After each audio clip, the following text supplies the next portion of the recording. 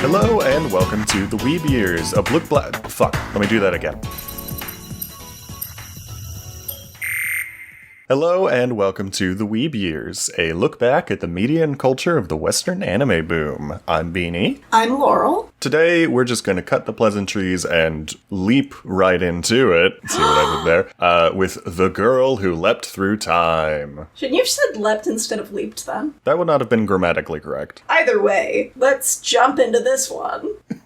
Laurel, have you ever seen this movie before, or is this your first time? I had never seen this. I've seen some of the director's other works. I knew of this film because this came out, I think, following 5 centimeters per second. This was like his one he did after that, and I saw that one. 5 centimeters per second... Wasn't it the same guy? Different guy and came out after. Okay, well, we're just gonna pretend I didn't say that. Bad start so far.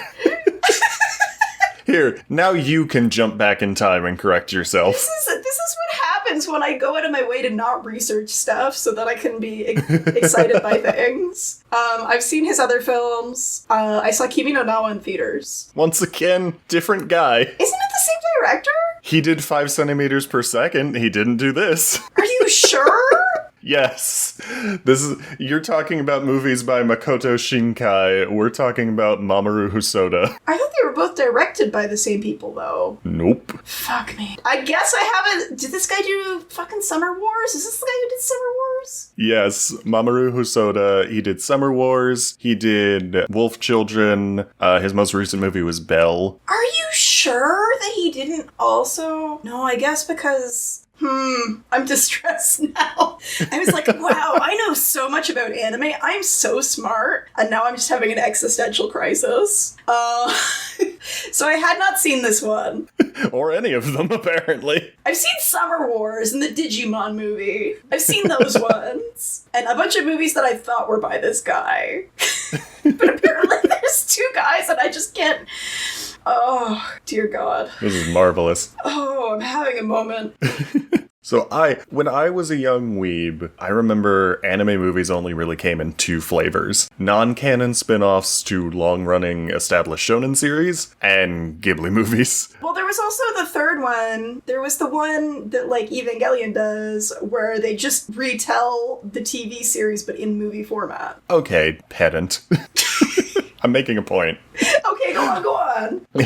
I distinctly remember this movie feeling like a big deal because it was the first time I had ever heard of an anime film being talked about with so much excitement in the West that didn't have Miyazaki's name attached to it. I'm finally getting around to watching it now. I do remember this stirred up a lot of attention because I think this was, like, in the running for a bunch of, like, film nominations. Even in the West. I think it won a couple, too. Which you never see. Like, you rarely see animation, period, when it comes to, like, film awards. We're talking the bigger ones, not, like, animation-specific ones. Unless it's Ghibli. Ghibli doesn't count. They're Ghibli.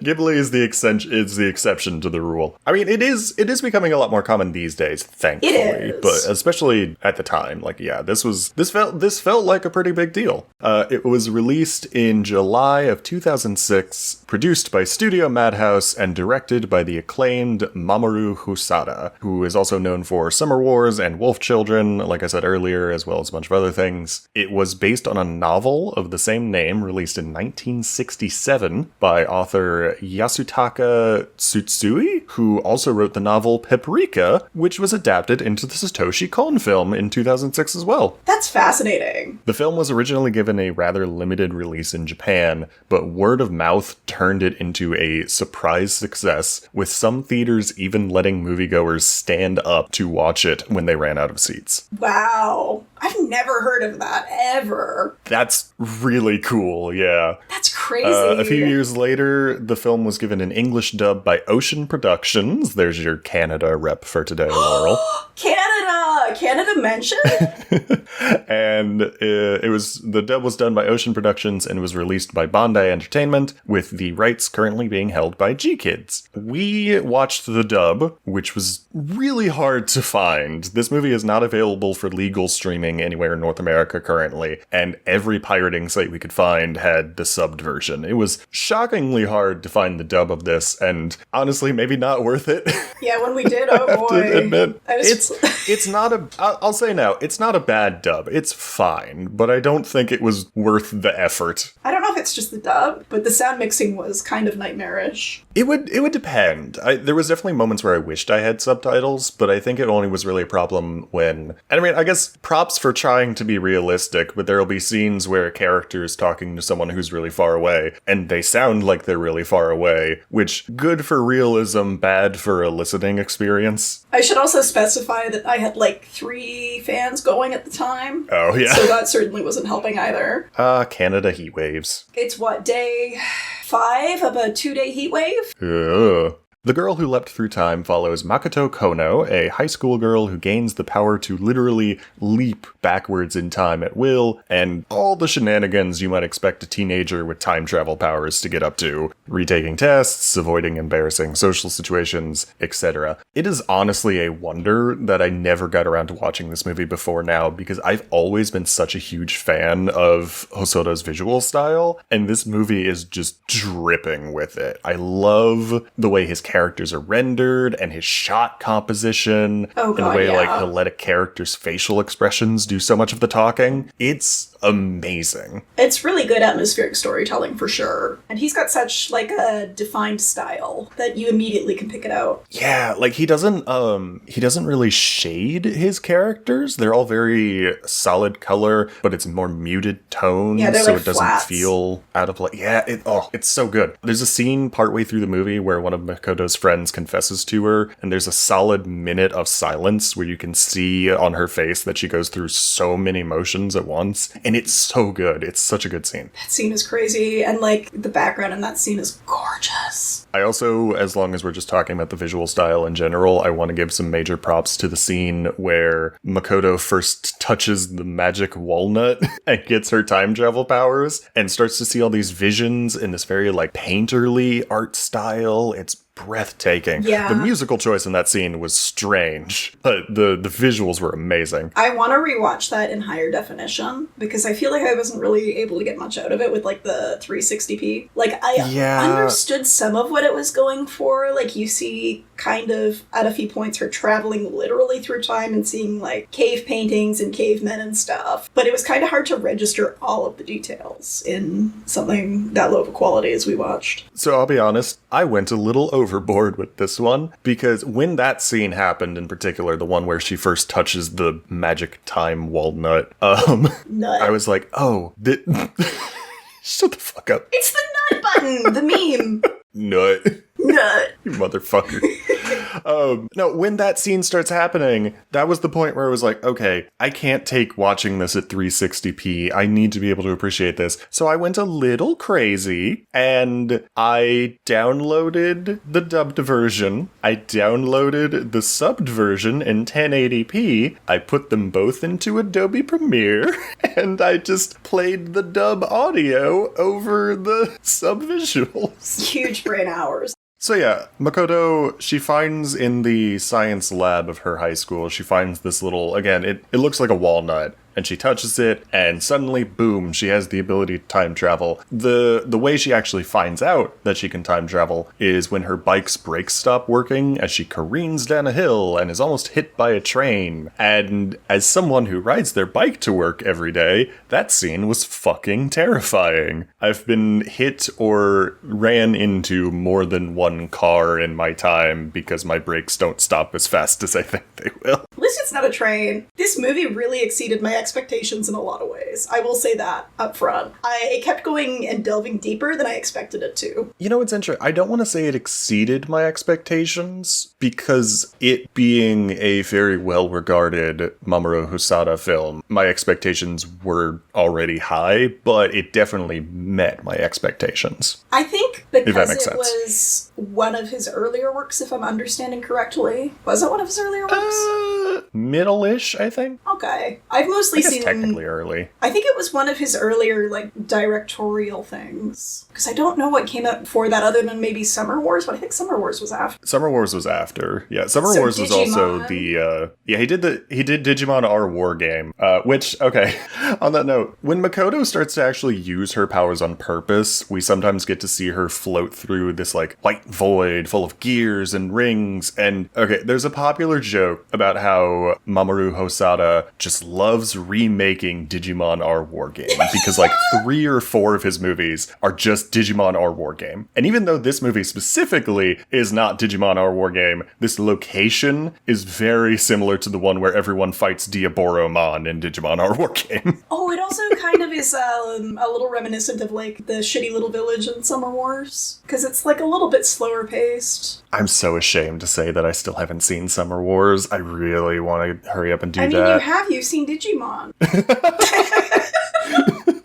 Oh, fuck. Now, shortly after Makoto starts time traveling, she goes to her aunt Kazuko, who in the movie is nicknamed Auntie Witch, and she tries to get advice from her. Her aunt works as an art restaurateur, works in art restoration. I don't know why I said that too weird. She goes to talk to her aunt Kazuko about what's happening to her, and I really love this character. Me too. She's got such a weird vibe about her, but it's not like intimidating weird. It's like, I mean, it's like you're weird but fun aunt kind of weird. A little bit, but also I think there's a little bit of like she feels a little imposing and a little bit threatening, but she gives really good advice throughout. So she's very much like a sage type of character. Oh yeah, she feels like she knows more than she should. Turns out, there's a reason for that. Is it in the book? This is not a spoiler for the movie. Yes, this isn't a spoiler for the movie. Don't worry. Turns out, Kazuko is the protagonist of the original novel. This movie is actually a sequel to the original novel. And there's a live-action movie from 2010 called Time Traveler: The Girl Who Leapt Through Time, which is a sequel to this film that stars Makoto's cousin, who is portrayed by Makoto's Japanese voice actor, Riisa Naka. So is she the daughter of the aunt? That part I don't know. When I was doing the research, it just said it was her cousin. But yeah, no, it turns out these are all like pseudo-sequels to each other. I thought that was really fucking neat. It's a really neat way to tell a story. But also nice that, like, I don't think we lost anything by not having read the original novel, you know? Like, it's not like we had to. This movie stands on its own, despite that fun little tidbit. It's really nice when you have, like, I don't want to call this a franchise, but you have, like, a story or series of stories where you can enjoy them in any order. I think that's really difficult to do well. Mm-hmm. But it's really interesting, and it offers a lot in the way of world building in the setting when you can manage to pull that off. The only thing I can really think of that really does that well, or that also does that same thing very well, is maybe like Terry Pratchett's Discworld books. I feel like most of those you can kind of pick up in any order and still have a good time. And then I guess like technically stuff like Legend of Zelda and Pokemon, but those, I don't know if that really counts. I would say like the Fate series kind of does that because you don't have to watch them in order. I started with Fate Zero, but different people watch it in different orders. Still haven't seen Fate, so I'll have to take your word on that, but I think I've heard similar sentiments before. I do really like how they set up Makoto's character because they give you a really strong idea of who she is and what she's like at the start. Like, she's like a very average student who doesn't have special skills. She doesn't do great in school. She doesn't know what she wants to do after high school, which is really effective, I think. And it makes her really relatable to people because I feel like all of us have felt that way at some point or another. I will also say, and this point might ring a little hollow considering I am not a teenage girl myself, but I do always find it very impressive when you have writers who are not teenage girls, or not writers who are not women writing teenage girls specifically. Not even just like, oh, men who write women well, very specifically doing a well-written teenage girl when you do not have the experiences of teenage girl. That is always very impressive to me. Like, a man can write an adult woman or a young child girl fine in certain instances. Very specifically, teenage girls written by men that are done well, I think, are are noteworthy. Is that fair to say? Do you agree with me? I think I understand with what you're saying, because you're talking about, like, the impact of, like, hormones and whatnot on people's bodies. Like, I'm also thinking, like, it would be really impressive for a cis man to write an accurate, well-written, pregnant character, because that's not something they're ever going to have experienced or ever will experience, and we'll have to learn through witnessing others. I think I was actively thinking through this after I made this statement, but I think, like, you can have a man write an adult woman well, because there's plenty of men who know plenty of adult women, and writing children honestly isn't super hard necessarily, but to not have the experiences of a teenage girl and write a good teenage girl, you need to have known teenage girls, I feel like, or know people who had that experience themselves, in which case you gotta ask a lot of questions. I'm rambling a lot, sorry. No, but you're good. My point I like is, this. like, for most men, generally, their experiences with teenage girls are gonna come from when they were teenage boys, and most teenage boys don't really pay a lot of attention to teenage girls. Unless they, like, have kids that are that age. Because I do feel like there's probably a lot of authors who have kids that age and are like, oh, I know what this is like because I have a daughter. Either you're close enough with your adult woman friends and they're comfortable enough sharing their experiences with you, or you have kids. Those are usually the two avenues through which an adult male author can write good teenage girls. I think I've said the word teenage girl too many times that it's just starting to stop sounding like a word in my brain. I think we should move on. Well, I wanted to... I think the point's been made. No, I had some feedback on that. Okay. I think that with enough basic writing skills, though, and empathy, that people can overcome those hurdles and write really well-written characters. But that's a reflection of their honed skills and how open-minded and receptive to other people's thoughts and experiences they are. You are absolutely right. With the right level of empathy, I think any author can write any sort of character. That being said, who has less empathy than adult men? Call him out like this. I absolutely do. He did a good job! No, he did. That's what I'm saying. That's why it's noteworthy, though. Like, good job, Mamoru Hosoda. That being said, I fucking hated Makoto. The whole time I was watching this, I was like, this girl is insufferable. I hate her.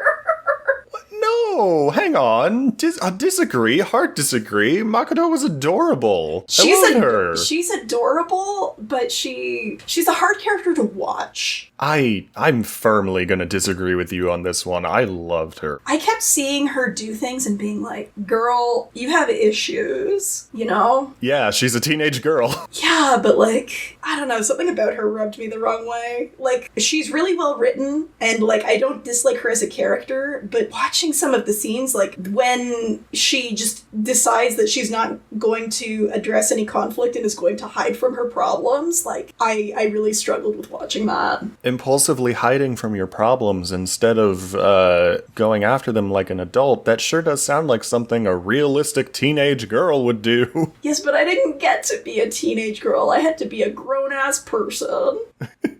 I understand what you're saying, though. Like, from your own experiences, it's not that she's a bad character. She is a very well-written character of a type of person that you have a problem with. Yeah.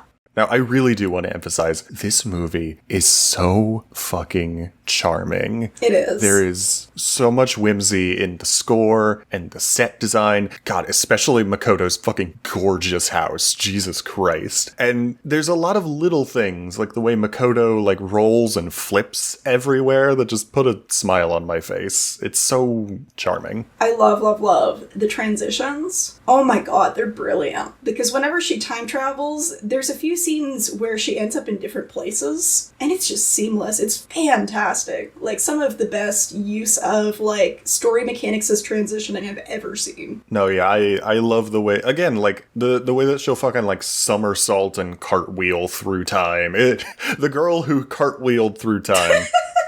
Okay, so the first half of this movie, I was thinking to myself, like, this is really cute and whimsical and fun, but I don't really see yet, like, why it's so acclaimed. But then around the halfway point, the movie decides to punch you in the gut over and over and over, and I was like, oh, I get it now.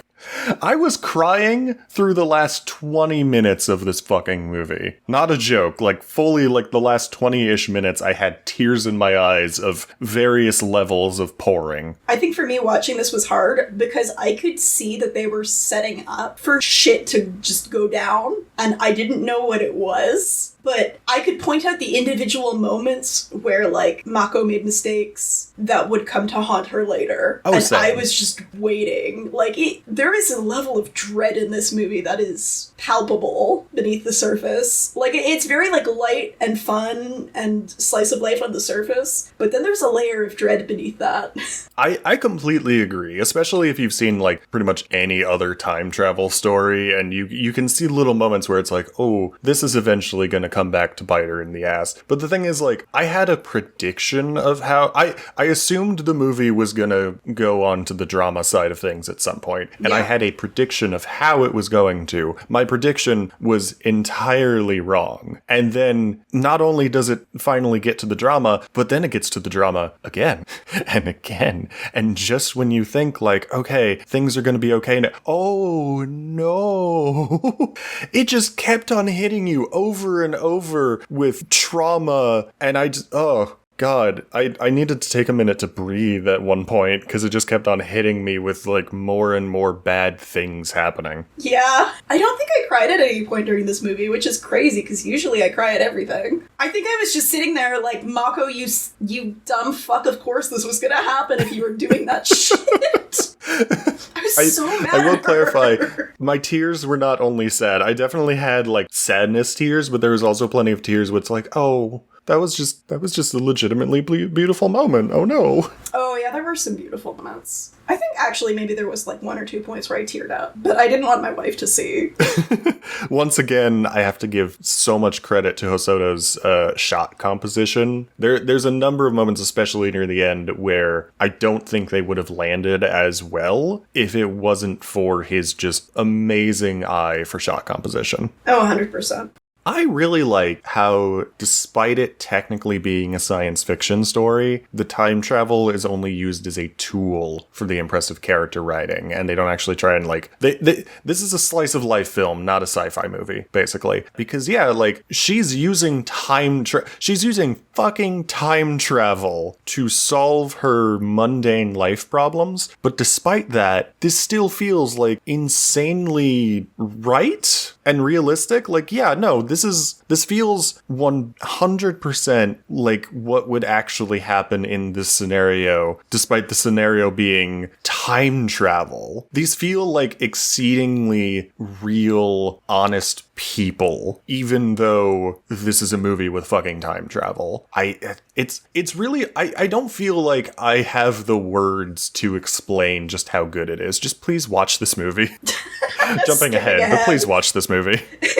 I can't skip forward in time. I can only skip backward in time.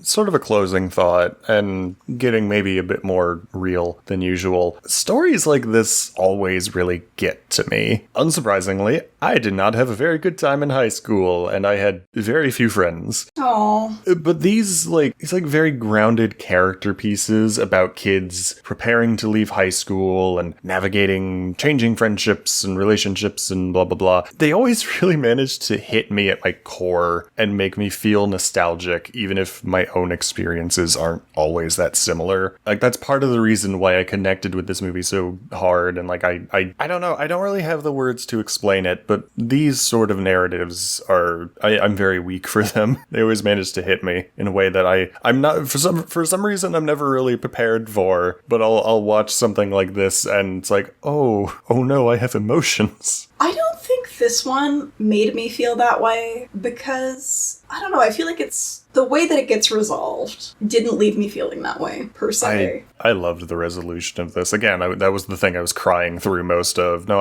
okay. This movie made me feel a very similar way to watching Anohana, which if you've seen Anohana, you know that is a glowing review for this film. Truly. Yeah, I don't know. I don't know why this one didn't hit me as hard as some of the others. it just felt very hopeful in a way that I think a lot of other things would feel very despairing. This was a little bit more triumphant and positive and hopeful. It definitely was hopeful, but in a melancholy way. I guess if we want to say the most basic thing, we could say it was bittersweet. But on the sweeter end of the bitter. Yeah, I don't know that there was much that was bitter in this, because I feel like a lot of things resolve nicely. There is, again, not mentioning any spoilers, but even by the end, sad things have happened to Makoto. But I think you can tell that Makoto knows she is going to come out of these sad experiences as a better person. Yes.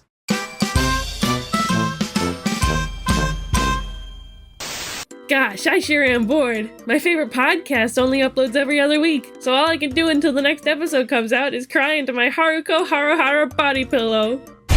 Reverse those tears back into your eye holes, sad listener person. We're here to solve all your sadness problems. And also promote ourselves financially. Oh my gravy! It's Beanie, Laurel, and Maymay from the Weeb Years, my favorite anime podcast I was just crying about. Silly listener person, didn't you know that the Weeb Years has a Patreon with tons of exclusive bonus content? You get access to exclusive recordings and videos, read the notes we take while doing research, Plus, you can get new episodes 3 days early. That makes you better than everyone else for 3 whole days. Wow, that all sounds so cool. I wish I had the $100 a month it costs to access all those amazing extra goodies. Silly listener person, you can access all that fantabulous bonus material for only $5 a month. Sugoi! Haha, never say that again. Just go to patreon.com/theweebyears to cure all your boredom and sadness forever. Sorry about your wall, by the way.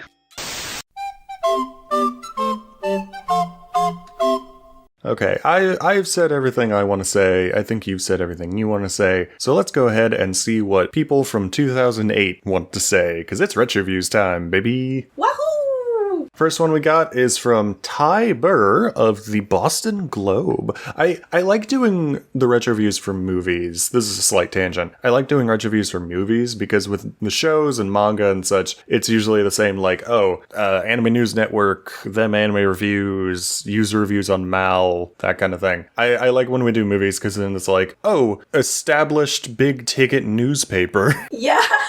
Yeah, this first one is Ty Burr of the Boston Globe from 2008. What makes The Girl Who Leapt Through Time such an unexpected treat is the contemplative pace and painterly visuals. White cumulus clouds pile up in the backgrounds of scenes, and the buzz of locusts drift through the air. Side note, they're cicadas, not locusts. Intertwining with sleepy Bach preludes on the soundtrack. Director Mamoru Hosoda roots the story in a specific neighborhood at a specific season before he starts uprooting his heroine's sense of time. Instead of the usual manic anime approach, the film is rich and observant in the manner of the great Hayao Miyazaki. Love how back then that was the only possible comparison anyone in the West was capable of making. The great Hayao Miyazaki. It's very like, guy who's only ever seen Breaking Bad. This reminds me of Breaking Bad. I was gonna say, like, the great Hayao Miyazaki makes him sound like fucking, like, ringmaster of a circus. I think this is a good review, though. He worded a little weird, maybe, but I do like how he talks about just the general vibe of everything. It did make me realize that the movie does something interesting in that Makoto is, like, a little bit, like, high energy and Genki, but the pacing of the movie itself is pretty slow until it starts to pick up, which is interesting. Usually with, like, characters that are high energy, usually you have, like, high stakes, fast pacing. I think that, like, makes it feel more believable, too, because it feels like she is existing in this world and that this world is existing around her. That does also, pulling back to another thing he said, the way he's like, the usual manic anime approach, like that, and also the only comparison that they have is Hayao Miyazaki. This is why I like doing the retro views. It's not just to see what other people think, but it's specifically like what the consensus of the time period was. This is a great example of that, because it's like, yeah, 2008, talking about anime, your typical person is gonna think like, oh, Hayao Miyazaki, anime be crazy. That's kind of it. That was the reputation of anime at the time. Now our next one, gotta stick with our old faithful Anime News Network. This is from Justin Savakis. it doesn't really come together. While the first 2/3 of the movie are a blast, the last third derails badly, shifting into something much more desperate and requiring what is nearly a deus ex machina to explain why it all took place. Major questions are left entirely unanswered, as the film prefers to fake us out with non-endings to the point where the real ending feels drawn out. Terrible review. I wanted to include this one because this is one of those instances I firmly disagree with everything he said, but I can see where those points are coming from. Like, I don't think they're right, but I can... It's not one of those reviews where someone, like, badmouths something and you're like, where is this coming from? What is this complaint being made? I don't think that these are... And again, my weird thing of, like, I'm trying not to be mean to this dude from 2007. But, like, I disagree, but I kind of see where it's coming from. I can say my perspective, because I think mine is pretty constructive. I think that to say that it's a deus ex machina detracts from all of the foreshadowing throughout the movie leading up to it. So, okay, I know what he's talking about. I know, this is spoilers, so we can't say anything. I know what thing he's saying is a deus ex machina. And I know because in the moment, I have it in my watch notes, in the moment, I was thinking to myself, well, this is just kind of out of nowhere and convenient. But then, like, 30 seconds later, it is explained in a way that I think is sufficient. Oh, I don't think that felt like a deus ex machina to me. I'm not saying people are wrong if they missed the foreshadowing, but I wonder if they were to go back and watch it a second time, how much more they would pick up. Actually, on that note, this episode is going to air on September 25th. No, it's not. Hi, Editor Beanie here. If you can't tell, kinda fucked up. This episode got pushed back a few slots, sort of forgot about it. What I was about to bring up was how back near the end of September, G-Kids was doing this special re-release of The Girl Who Leapt Through Time in theaters, and I was going to go encourage everyone to go see it, and then Laurel and I talked about how the movie is great, and you should all go watch it, and how also G-Kids is putting out a steelbook and new Blu-rays and all that, and you should totally buy them, and you should totally watch them, and you should totally buy them, and you should totally watch them. Please go watch this movie. It's lovely. However, before you go and watch The Girl Who Leapt Through Time in theaters, I have a different task for you. And that task is to go and follow us on Blue Sky at Weeb Ears. If you have any questions or comments or fan mail or anime suggestions or criticisms or love letters to send to us, you can reach us at theweebeers@gmail.com. Laurel, how big is your boat that you need that many oars to row it? 5. It's at least 5. Your boat is 5. My boat is at least 5. I've had this boat for 5 years and it's never failed me. Anywho. My brain melted 12 days ago. The usual spiel. If you liked this episode, we'd really appreciate if you would give us a follow, subscribe, leave a comment, all that good stuff. It is the big thing that is going to let us keep doing this, and we really want to keep doing this because it's real fucking fun. If you liked this episode, hit the like button. If you want to go back in time, hit the nut button. And on that note, goodbye everyone. Bye. Nut. Nut.